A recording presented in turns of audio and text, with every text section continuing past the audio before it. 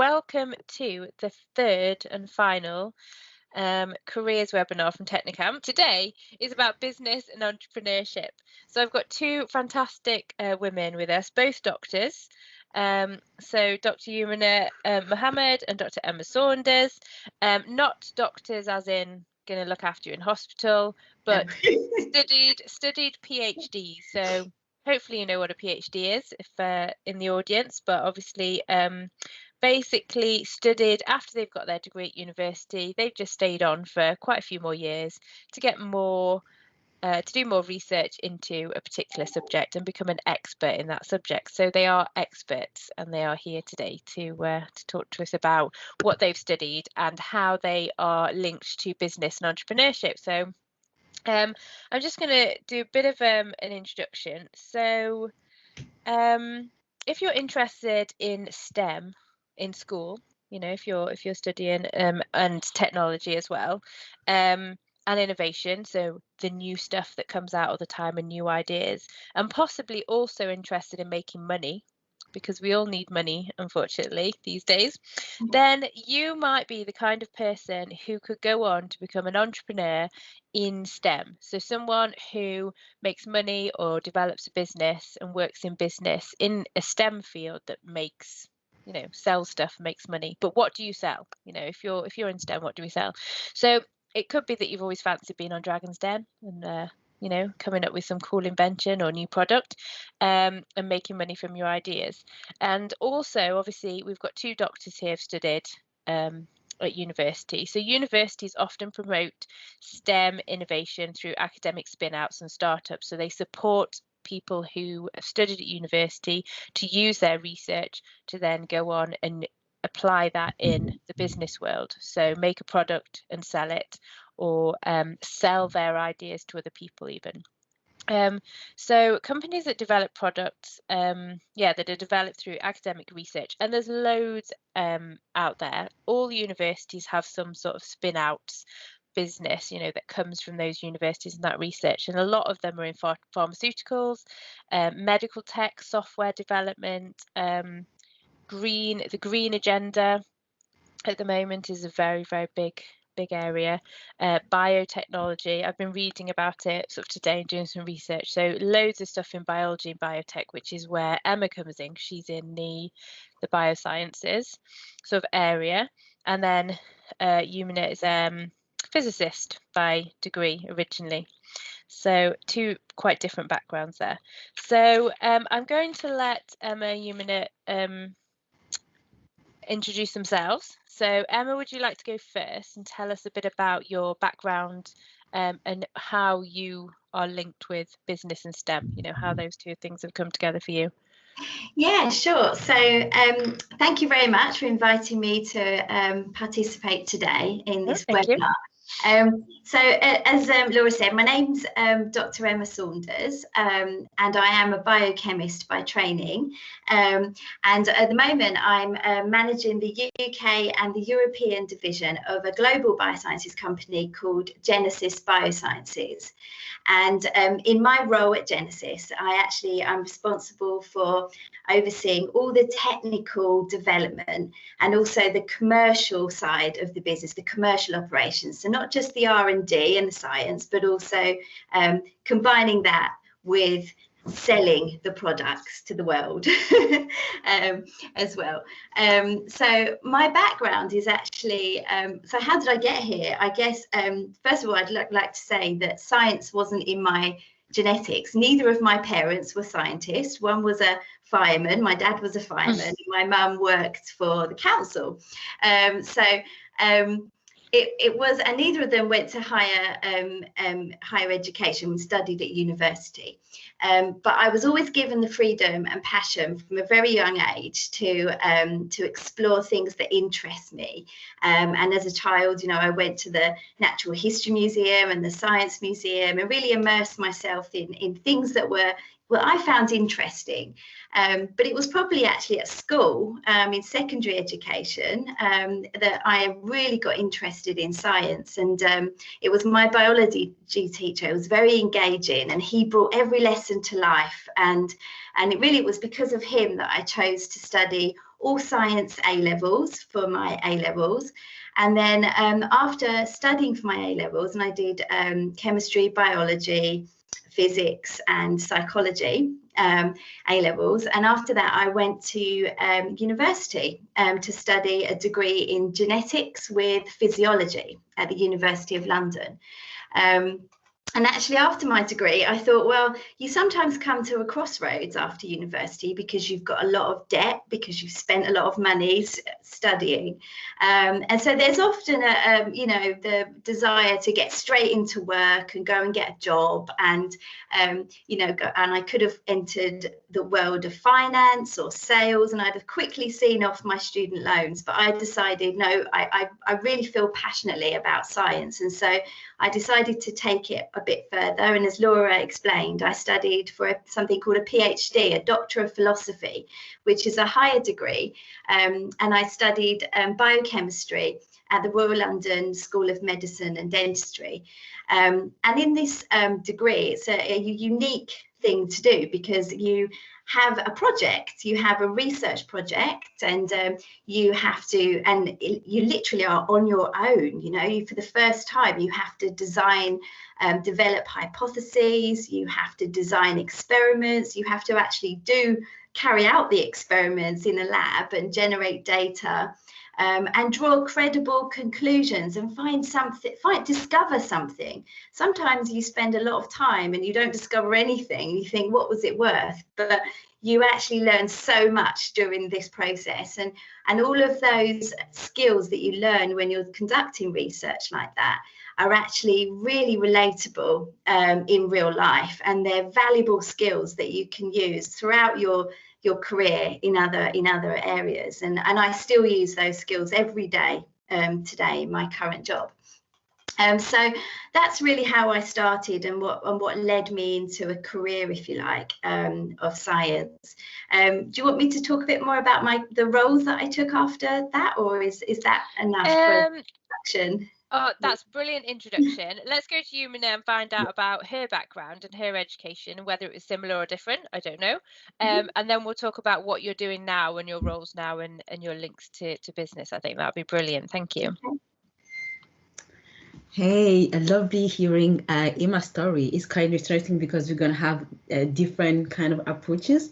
So literally, my parents, both of them, didn't have an education. My dad always dreamed of going to university, just going to school, but he didn't. And my mom was born in an era and in a place where, they didn't deem that it would be useful to educate women. So my parents had this desire for us to study, There is a lot of things that we wouldn't have, but if it was anything related to school, they'll be like, everything will be made available somehow. And I just was quite focused, and just because, my parents really made us understand that it was so important to have an education. And it's interesting because I came into science because I was no good at anything else. So it was literally the mathematics, physics were only the place where I was actually shining, because French is not my first language, English is not my first language either. So I really struggled. I had this struggle of putting my ideas. I will have great ideas, but putting them into writing. So my grade will be really bad in all of the other fields. So I just I'm going to carry on in this because I'm good. So I didn't necessarily, when think that science was interesting. What I actually enjoy, it was actually the challenge, when you have a homework that you just kind of sitting there and just kind of struggling, and then the time you find it, there is this satisfaction. And I was addicted to this satisfaction at a very young age. And so I carried on, and also because we were very often told, if you do science, you'll have a great career. So I decided to focus and do that.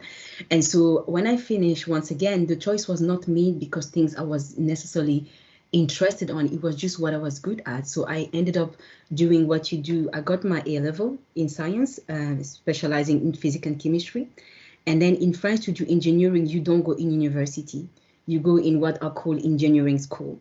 And they are quite tough spaces because you have like regular exam every 2 weeks, and you have not to be only good to the science, but you also have to be good in English. And so I was doing okay in science, but my English was very poor. And and because of that, they failed me. I didn't go to the next year. I like to emphasize the fact that I failed because you don't know, failures are just, a different way of redirecting you. Because of that failure that I failed because of my English, I told my friends in 2 years, I will be speaking English. I did not know how. I just said that out of the blue. And indeed, 2 years later, I found myself in Leeds University as an Erasmus student doing physics and chemistry in a language that I could barely speak. And then ended up obtaining my master's in physics. And there again, there was a doubt in me. Just as Emma said, do I get a job? Because you're just like, in my case was not necessarily, coming from France, I didn't have massive debt, but it's like, I want to be able to support my family, support my mom and dad, give back, after all of the sacrifices, or do I carry on studying? So I created this opportunity of getting a small internship to actually do more lab work because I did not know if research was for me. I was always doubtful about it. I did that research experience, which was quite fun and interesting. And what I got to realize first thing that I got to realize is that I am creative in the labs. I did science all of that time, but no space in there. You had the freedom to actually go in the lab, solve problem, and see how your mind works and how you come up with different solutions to solve problems. So I discovered that about me, but I still was not quite sure. That's okay. That's okay. I'm still not quite sure that it was for me. So I was like, oh, I'm gonna finish my master's, get a job, and then take a decision whether a PhD is something I want to do or not. But then what happened is I was new to England. By then it was maybe my third year. I didn't understand how graduate scheme work. I was really unprepared to actually enter and actually start looking for a job. So I missed all of those graduate scheme, and it was the recession, and there was few jobs. So I was like, I need to pay my bills. My supervisor, if he ever hear this, so it's like, I need to pay my bills, and I need to sustain myself and being here and not having a family. So there was an opportunity for a PhD, and I was offered a PhD in the university. I was in Leeds University, and I was offered one in Sheffield. I accepted the one in Sheffield. The reason why I accepted the one in Sheffield is simply because everything was around solar cell polymers, to develop polymers for solar cells. And I come from a very small island where, renewable energy will be so huge and will have such a huge impact. So I thought, if I do this, one day I could impact my island. But then, as we know now, I took a completely different path, but there is still different way of impacting my little island. So I obtained my PhD in polymer physics. And literally, I spent 4 years of my life studying a process that is called spin coating. So just to give you an idea, the way people apply the last layer of a CD, for those who know the RCD, so you apply a little solution of polymer and then you spin. Just imagine you're spinning a plate at a very high speed. So I studied for 4 years how that layer thins as a function of time. And the properties of the layer and this type of thing. So it was quite very kind of like pinpointed, just like PhDs are, as Emma explained. But yeah, that's pretty much my educative journey. Amazing. Wow, very different, but obviously two very driven people who are really into their science and really sort of found something that they were really into. It's really, really interesting.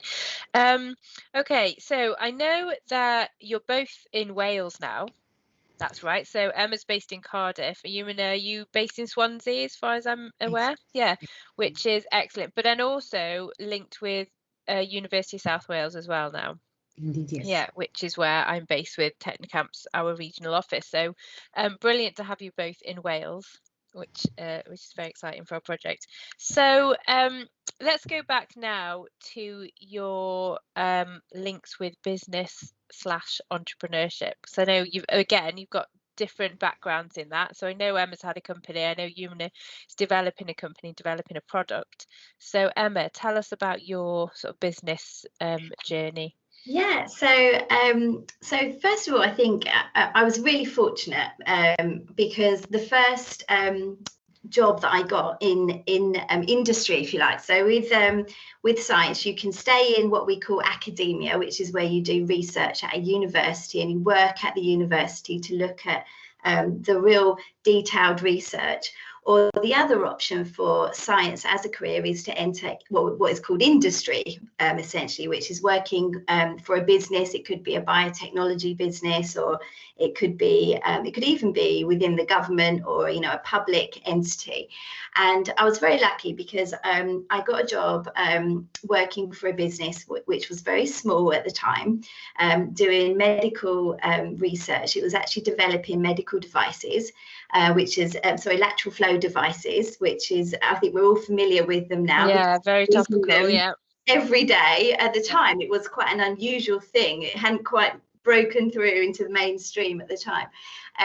But it was a very small business. And so that was something that was, I think, really quite pivotal for my development, because I was able to be immersed in lots of different elements of the business. So from sales and marketing, from actually research and R&D, to manufacturing and how the products are produced, to things like something called regulatory affairs, which is sort of the legislation that governs how products can be used and the way that they're used on the market. And so that really provided quite a broad horizon for me in a STEM career. So I decided, after working there for about 5 years, I went to work as in a different sector entirely. So that was medical devices. And then I moved to something called industrial biotechnology.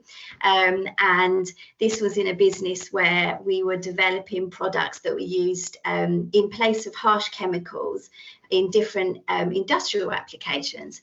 And just like my previous company, it was a small business again. And so it was what I would call very agile, so very flexible. You were able to do lots of different roles and be, again, immersed and to actually foster your creativity, to have an environment where you could be creative. You're not doing the same thing every day, but you've got ideas and you can innovate. And that culture, I think, was really important, not just for me, but is really important in the world. And that's how we do innovate and develop new products. And so I worked there, and from the very beginning, one thing that I did was really immerse myself at the coalface. So I got stuck in, you know, in the lab, understanding how everything worked. And I was like a sponge, really. I was really trying to sort of absorb the knowledge from other people that were working in the lab, learn what they were doing, that, you know, even from the marketing people that advertise the products and the sales people. And really, by having that sort of broad exposure, if you like, to all those different disciplines within a science company, it meant that you know, the world was my oyster, really. I could go into any job, and there's an element that I felt I could offer something.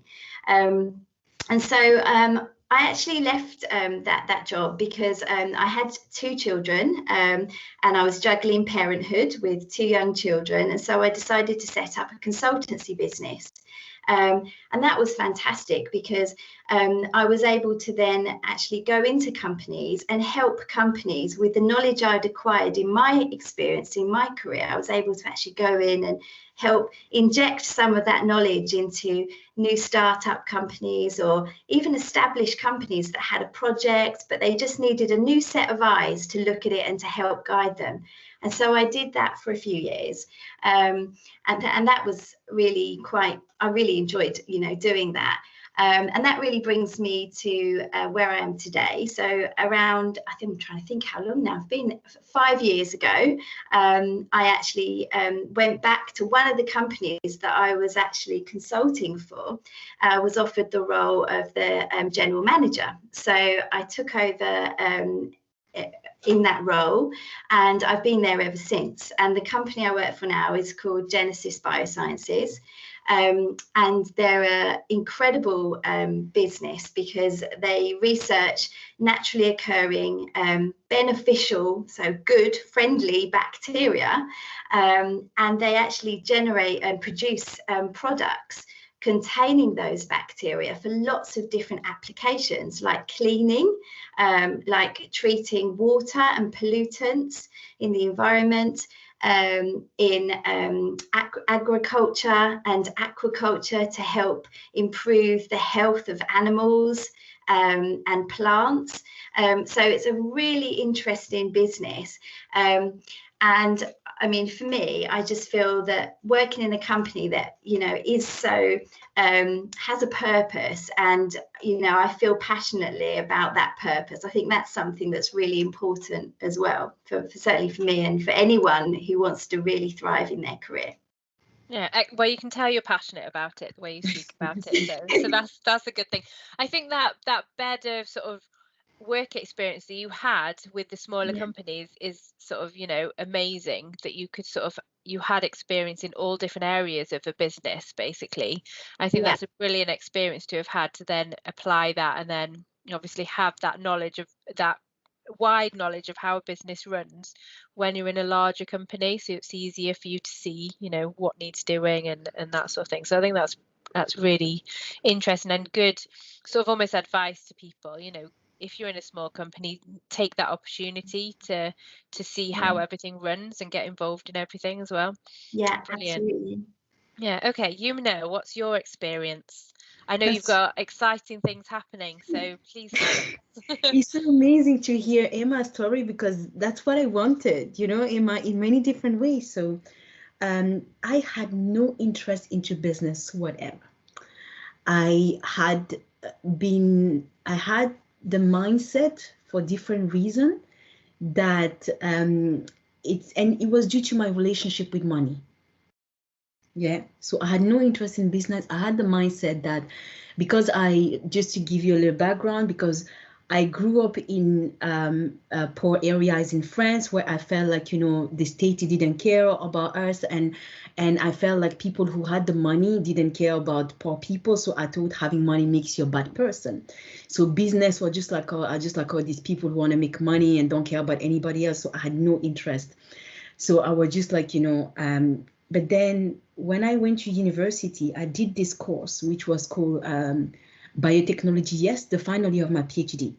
And we come together, we have a fictive idea, and then we have to write a business plan. We have to pitch it and stuff like that.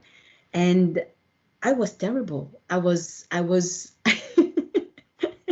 the head of finance. I was terrible, but I was scared. But when I'm scared of something, for me, it often means that it excites me. So the mixture of the fear, and somehow it just planted a seed in my head during that competition called biotechnology. Yes, and I told myself I wanted to do what Emma did. I was like, my PhD was very theoretical. I was like, oh, I would love to find a job in a startup where I get to do a little bit of everything, discover and get those different skills. But I didn't manage to have that opportunity. So what I did, I made sure to transition from a theoretical field to an experimental field.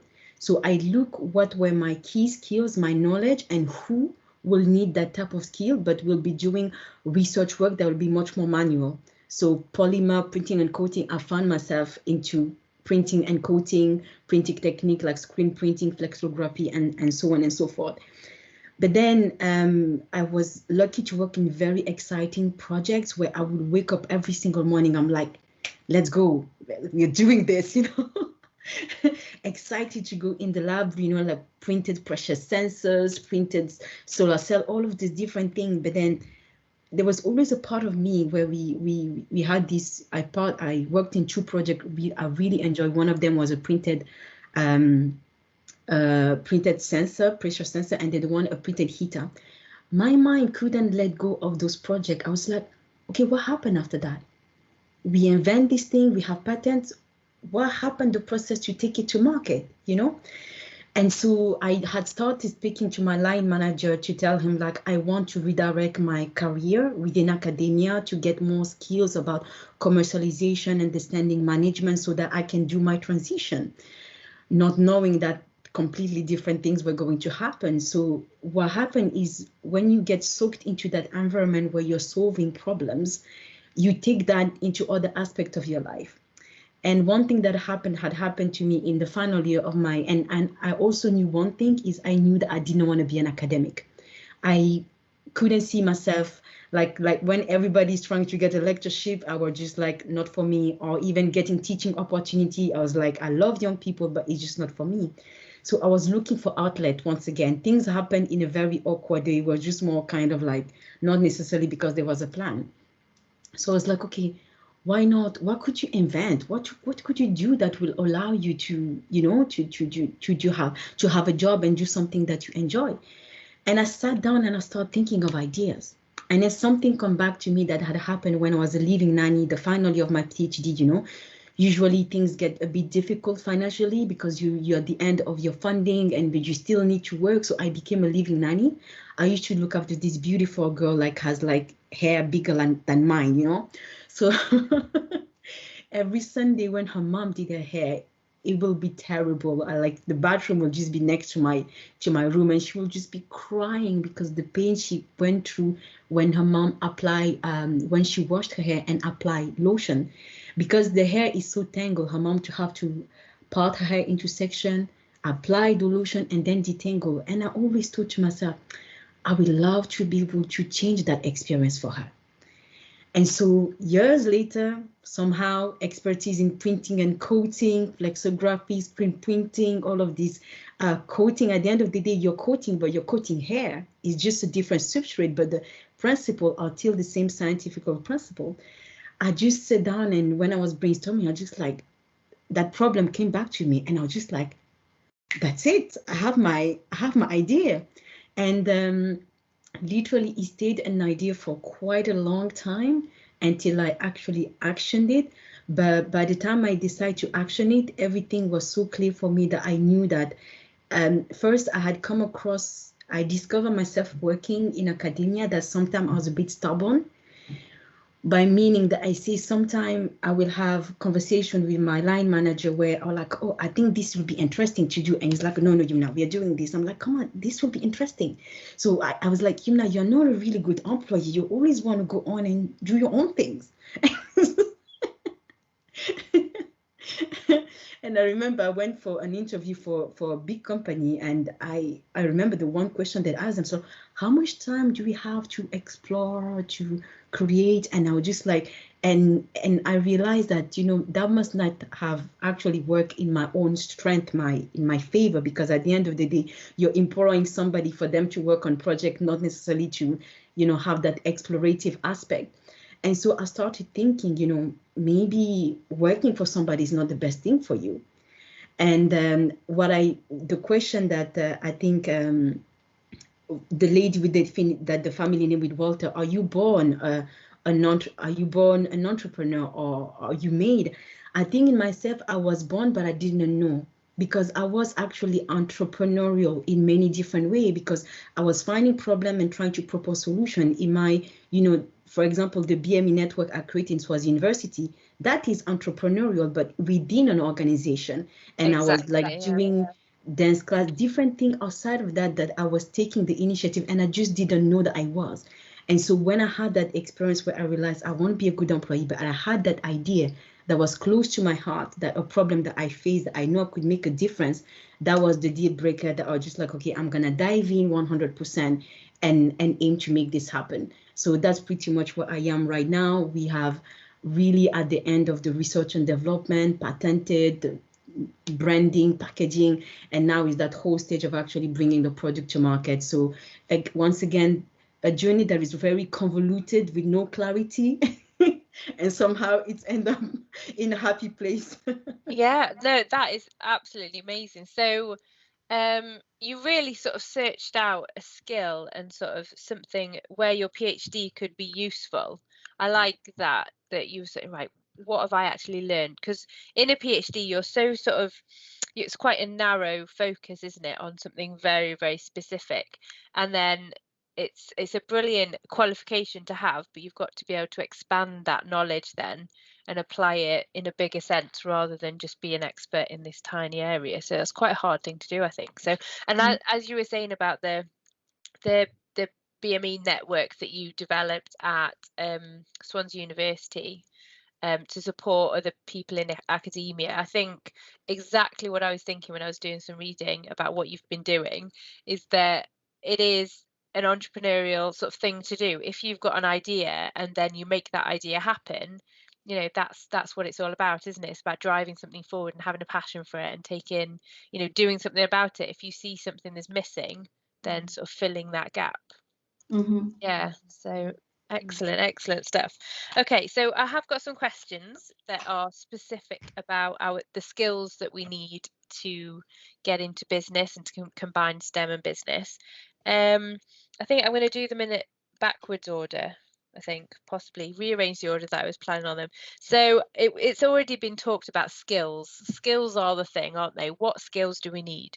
So from both of you, what skills do you need from yourself to be successful in STEM and business? So are there overlaps? Because obviously we've got transferable skills. You know, we need to know how to use computers. We need to know how to communicate. We need to know how to work as a team, but also sort of, you know, be self-driven. But what skills overlap specifically for STEM and business together? Emma, do you want to go? Go on. Do you want me to go for it? Okay. Well, I think first of all, you know, innovation comes when we challenge ideas. You know, we challenge the normal way of doing things. So I think one of the key skills, I'm not sure if it's a skill, it's just an attribute, you know, that people have, being able to think outside the box, to approach problems differently to how they're currently being done. So I think obviously that's an important skill that a lot of people in STEM have. You know, that's what science is all about, so to speak. But I think from a business perspective, I think having a commercial understanding. Now, what does that mean? What does commercial understanding mean? It means understanding who you know, the customer, who's going to buy your product, because in business, it's about making a profit to make the business grow and develop. And so you need to look at how you're going to actually, who are your customers, you know, understanding the competitive landscape. And by that, I mean, who are the current people? What are they currently doing to supply those products and services? You know, who are the companies that are doing it, and how are they doing it? And you know, I think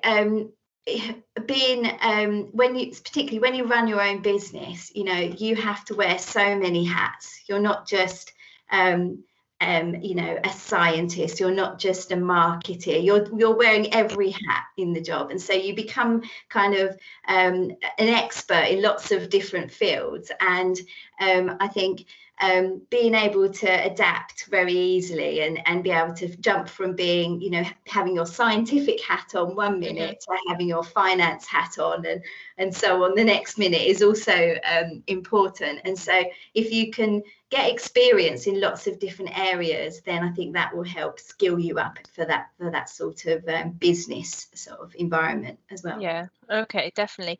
Youmna, anything to add to that with skills? With you being sort of very much an independent entrepreneur at the moment as well, developing your own product and your own business, what do you think skills-wise that have come from your STEM background that are helping you in business? That's really interesting. You know, the one moment that I realized, Youmna, you'll be able to build a business is after my PhD, because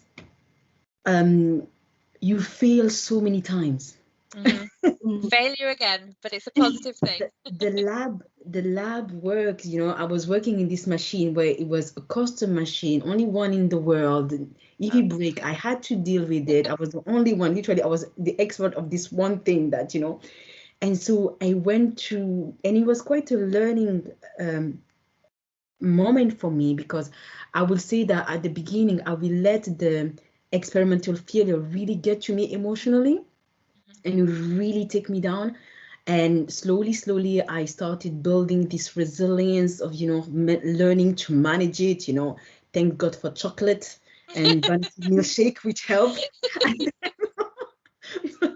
At the end of the PhD, but when I realized, oh my God, it's all about not giving up. The number of times I failed and I stood up and I went back until at the end I got my PhD. I'm like, if you did that, if you had the resilience to do that and keep going for literally 4 years, you have the resilience to do everything. So I think, especially doing a PhD, that learning to fail and learning to try again, because that's what we do in science. Before people see the invention, but before that, people don't see the different iteration that fail till we get to that. So that is really something that is huge, I think, to take on into business, especially when it comes to creativity and innovation, because you're literally gonna go through that process. The other stuff I would say that I find it really useful when you're transferring the skills. When you do a PhD, when you do a master's, you are taught in science, you're taught at a very early age to stand up in front of people and share a bit of your work. You're presenting. Those are presentation skills. And when you go further on into a PhD, we are also taught to actually take a very complex field and explain it in a simple way that everybody, like, a 5 years old, could understand and relate to. But that becomes really handy when you are into business, because after that, you know how to speak to the marketing team about your science. Sell what you've got, all of those things come into play, and they might sound like on the surface, but they are quite, very useful. I will say the other thing is that mindset of the way of thinking, the way of thinking that you develop when you're a scientist. You have like problem, hypothesis, solution, try, reiterate. That becomes also very handy when you run into business. So beyond just the normal skill, like, team working, problem solving, is more the things that are very subtle that you don't see when they merge. But actually, it was the one thing I was like, after failing so many times and actually obtaining that PhD, I'm like, if you did that, what else could you do? It's true. PhDs are big projects, aren't they? They're big things, and if you can succeed in that, it should definitely give you the confidence to be able to do pretty much anything. So that problem solving process, so not just problem solving, in itself, but the process and learning from the mistakes and going back and replanning things and redoing things, definitely. And resilience came up with our careers session last week as well, with the careers advisor. Resilience these days, if you don't get a job through a job interview, don't give up, try again. If you don't succeed in something, you've got to keep going, and that will always add to your experiences and your knowledge of things and your understanding of how things work, and you can only get better from that if you take it on board and sort of move on. So resilience is a massive thing, and communication and presentation skills, they're always going to be important, whether you're marketing a product or talking to a customer, on whatever level. Brilliant. Okay, so why is it important? This my second question of 3, so only one more to go. It's like an interview, isn't it? So why is it important for business in general that we have people trained in STEM within business? What do STEM academics or people who have studied in that area bring to business and companies, do you think? And it's like the opposite of what we've just said, really, isn't it? So any ideas? I would say, I mentioned it earlier, I think being able to think outside the box, and experiment, to challenge ideas, to challenge the way things are done. People like that, if you bring those into a business environment, they're going to push the boundaries of the business. They're going to drive that business forward. And that's something I see certainly with the team that I have working at Genesis. They come with and they're people that are of a range of ages, from newly qualified degree students to people with PhDs, people who haven't got PhDs but have worked in science careers for many years. But all of them have that one thing in common, that inquisitive mind, that that belief in challenging and the resilience, like, you know, you just described, you know, never giving up, and you know, this hasn't gone right, but then tomorrow we'll try again, and we've got a new idea, and we've got another idea, you know. That is so important. And I think you know, in business, if you're a business that can foster creativity, and a lot of science companies can, I mean, that's what they're all about, that's at the very core of them, then those type of people are just very valuable, you know, to the business. They're very special. Excellent. Okay, so anyone doing STEM, you're very special. Yes. That's good. Thank you, Emma. Thank you. Anything else, Youmna? Why is STEM important in business? Yeah, what does it bring to a business, do you think? It's funny how Emma spoke about being inquisitive, you know. I sometimes kind of like, you know, because I study physics, but I end up doing engineering, and, you know, like, but I was doing engineering, but I was doing modeling. So I never really felt like proudly saying I am this, I'm a chemist, I am this. I just always thought that I am somebody with an inquisitive mind, and who is, you know, curious and always eager to learn, you know. And anyway, I was just kind of touching on that when you say inquisitive. I think is the way of thinking becomes so the problem solving skill, I think, that we learn into is a difficult, not difficult, it's kind of sounds similar to the previous one, but the problem solving skill becomes very, very useful and impactful, because, you know, for example, COVID happened. I had to send my applicators to the people who were taking part to my project review. We can't meet people, you know. How are you still gonna serve your customers and reach what you wanted to do, but without, you know? So is once again, you know, using that creativity and that way of thinking, that, you know, you're going around things to actually get to the point you want. So I think for me, the key skill with actually the impact and the, not the usefulness, but like, is that problem solving that scientists come with, that is become very natural to them at the end of the day. So yeah. Excellent. Okay, so yeah, always question why, how, and be creative. That's the big thing. Yeah. Okay, right, we've got a question that's just popped into the chat. So if you have got questions, anyone in the audience, please pop them in the chat. I have got one question, but I have a feeling okay, this question almost asked my question, so we'll see. Okay, so as a young person looking at their career and next step, would you advise them to go and get a job and career, or go down their own route of self-employment? So what would you advise? Should they get a job, or should they do their own thing? So I know, Youmna, you found that you went for a job and you were like, oh, maybe that's going to limit my creativity. So you seem to sort of fit better being your own boss and doing your own thing and having your own sort of freedom then to do your own research and development and things. So what would you advise someone?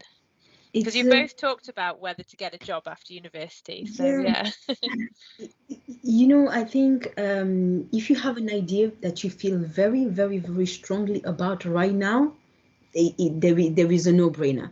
Take some time to speak. When you find that idea, take some time to speak to people who are around you or your potential customers, and ask them, do you think this is a valuable idea? Is it going to bring value to you? And if yes, how I'm going to go on and doing it? Okay.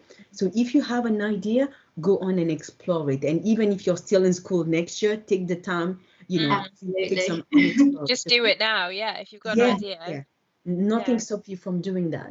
And I would say, but what you get, if you don't have an idea in that case, you know, staying in education and getting a job, you learn so many valuable skills, because you learn what you're good at, you know, what you're interested at, you learn what you don't like, and, you know, so all of those things are, the most important thing is, if you don't have an idea that you don't want, that you're following, get to know yourself And in a way, the jobs that you do give you lots of opportunity to get to know yourself, your strength, but also how do you work in teams? Do you need to do a bit of personal growth there? So self-development, yeah. So that process, I would say you have to go with what is happening currently, and if you have an idea, but there is no one that is better than the others, and if ever they are supposed to merge, it will happen very naturally. Just make sure you ask yourself the question. To any young person, I think the most thing we have to be mindful of, who are we doing this thing for? Are you doing your science degree for yourself? Are you doing for your parents? Are you not doing it because people think I shouldn't be doing that because it's not for girls, Who are you doing it for, or who are you not doing it for? If in both of the question, especially who are you doing for is not you, restructure that and rethink what you're doing. That's what I would say. There is no straight answer to that question. Okay, no, I would agree as well. Absolutely, everything you have said. I think one of the key things is doing what you love, doing what you're passionate about. And if you're thinking, oh, I'm just going to get a job because I can't think of what else to do right now, but you have an idea that you're passionate about and you're scared, I think follow the passion, because you will always be successful if you feel passionate about something. You're more likely to continue and persevere when things go wrong if it's something that is you truly feel passionate about. Yeah, definitely. I think that the second part of the question was, can you do both? And I think you've both said, yeah, if you've got an idea and you're ready to go with it, then go with it. If you're not sure, get a job, get a STEM, get some background, like you did, Emma, in a small company or whatever. Develop your skills, and then those ideas could come from your work experience, or you could develop that. And once you've got the confidence and the skills and the idea, then pursue your own line of business, or whatever you want to do. So you can combine the two, or they can take I think also making sure that you immerse yourself, as I said, in as many different areas, because nobody knows everything when you start out. Even if you've got a fantastic idea, you're not an expert. You're not an expert yet in every area. So being able to do as many, go to webinars, attend seminars, just learn as much as you can from as many different people in business. Even things like going on a course if you were running your own business to learn some basic accountancy principles, profit and loss and cash flow. I mean, all of those things. You've got to learn it all, haven't you, at some point? So absolutely. Yeah. And I know there are the link has just been put in the chat actually about Business Wales, and I know that they do free courses for people looking to set up businesses, exactly on how to write a business plan, how to do your accounts, how to do market research and see if your product has that demand for people, because you might have a brilliant idea but everyone else, you're not going to sell it because no one else wants it. So it's that sort of, you've got to have that sort of thought, haven't you? What is the demand? What am I going to be able to sell to the public? Yeah. Okay. Right.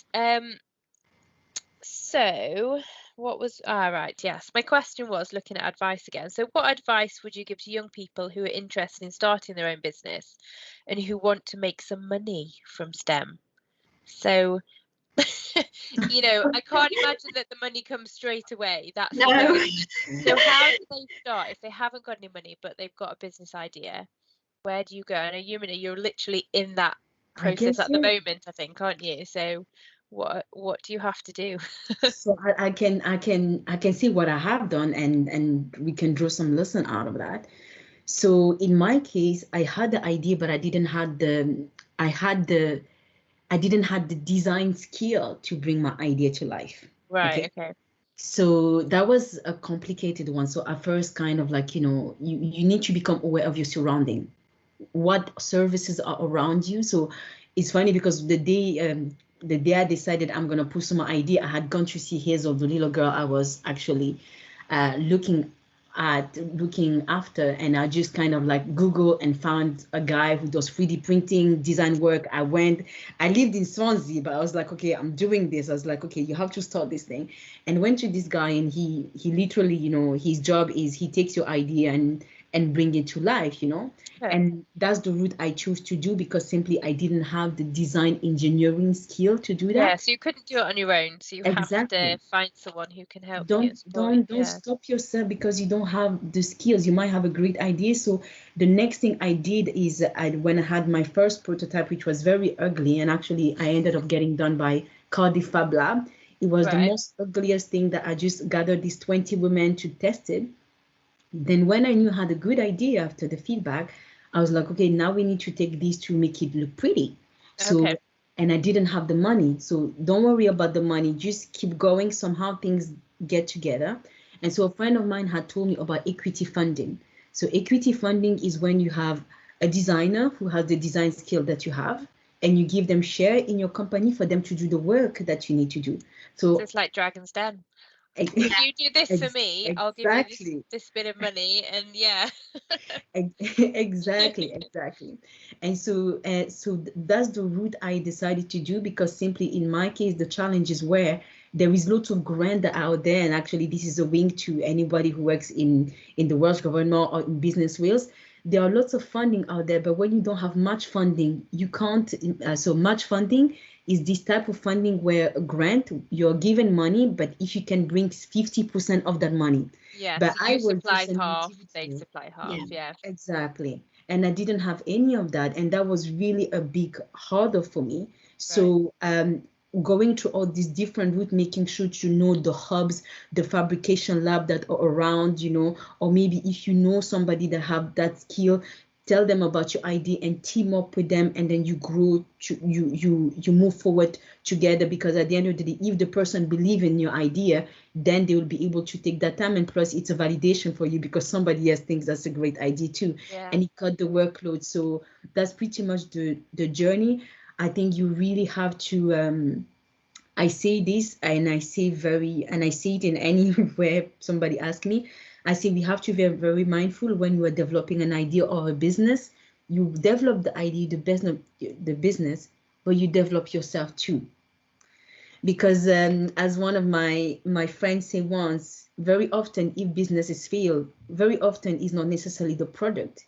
Is the way things were done, is the way it was led, it was the way the vision, the lack of, or so make sure that as you're developing your idea, make sure that you work and you grow, because at the end of the day, you need to define what is your vision for that business for you to push it. If you don't know what is your vision for that business and how you're going to lead it, is going to affect all of the different stuff. So take some time to invest in you polishing that vision and starting to work on your self-leadership skills, because before you can even lead a team, you have to lead yourself.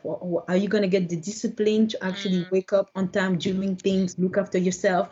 Yeah, that's discipline, and that is on you. It's not a discipline that we're going to manage or impose on other people. So do those two things at the same time, because both of them are extremely valuable and will serve you in the long term. So that would be my advice.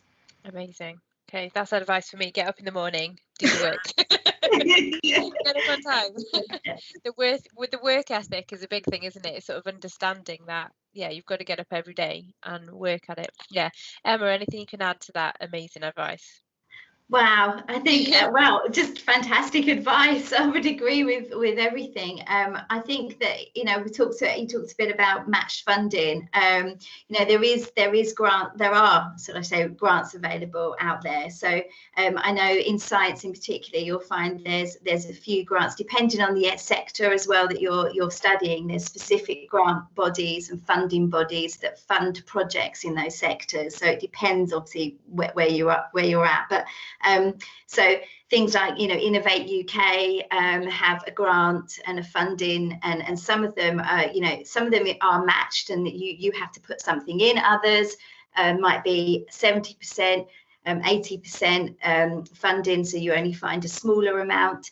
And then also I know that there's Smart Cymru funds as well for innovation vouchers and things. So if you need to buy equipment, for example, to invest in equipment to do some of the work, you can actually apply for these innovation vouchers up to a certain amount.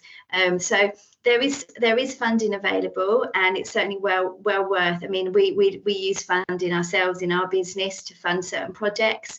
So there's lots out there, and it just takes a quick Google search to find everything. Yeah, I think, yeah, and if you're coming straight from university, there is support for graduates on there. There is support for most universities. I would say all universities will have some sort of graduate projects and things that you can look at. Or I know USW, so University of South Wales, got the business exchange, which do graduate training and things like that. So it's just sort of looking out, seeing what's out there, taking advantage of everything and all that training and things to do with business. If that's not what your skills are in, if you're STEM, then you need to expand your skills as well, don't you?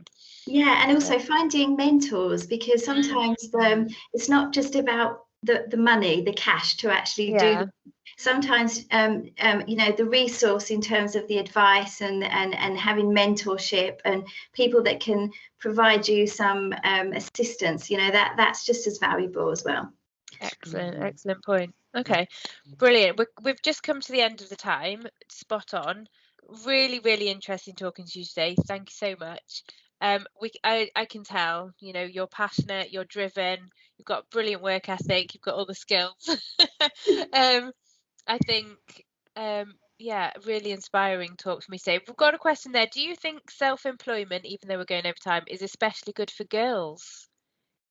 Does it make a difference? I don't know. I think it's good for boys and girls. I would say that if at the moment women are the ones that give birth to children, so it tends to be if in terms of flexibility around raising children and working and the work-life balance, I think being self-employed obviously does give you that flexibility to work around raising a family. But in my household, I work out. My husband works in the house, and I work out. So it just depends. Everybody's different. But yeah, I think for both girls and boys. Yeah. Anything you want to add there, Youmna, about being a woman in business? I would say, girl or boy, if you have a vision, it's likely that the world needs it. So go ahead and just get it happen. Yeah. Whoever you are. Exactly. Something. Yeah, brilliant. Yeah. Okay. Oh, thank you so much. This will be disseminated. Our video of today's discussions will be sent out to all of our schools. So hopefully you will be inspiring the young and entrepreneurs of the future, and all those the pupils in schools at the moment who are sort of thinking, what do I want to do? I want to be on Dragon's Den. I think you will have inspired them to go for it, hopefully. So thank you so much. I'm going to stop recording now and finish the session, but just happy birthday again, Emma. Thank you so much for spending your time with me today. And yeah, so hopefully we might bump into each other and work with each other in the future, but good luck in your careers and everything that you're doing, and I can't say thank you enough, so thank you so much. My pleasure. I had a lovely time discovering about Emma and finding a bit more about what you guys do at Technocamps. Thank you. Amazing. Thank you so much. Thank you so much. Bye-bye. Bye. Bye.